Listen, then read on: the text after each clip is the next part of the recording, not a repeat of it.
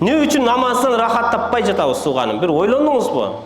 Оросо кармайбыз, ажылга барабыз, умрага барабыз, канча жакшы амалдарды аткарабыз, мечит салып жатабыз, садака берип жатабыз, бирок рахат албай жатабыз. Лаззат ала албай жатабыз. А эмне үчүн? Себеби ошо кылып аткан амалда Алланы эстей албай жатабыз. Алланы эстеп туруп намаз окуңузчу. Алланы эстеп туруп мечит салыңызчы. Алланы эстеп туруп садака бериңизчи.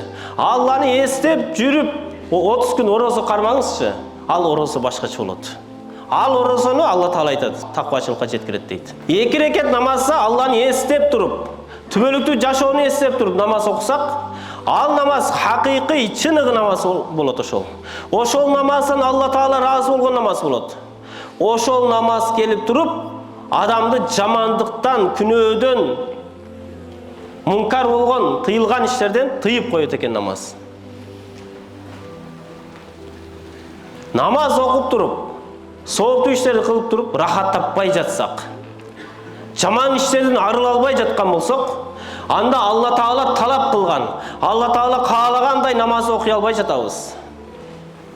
Алла Таала каалагандай кылып бир ибадат аткара албай жатабыз.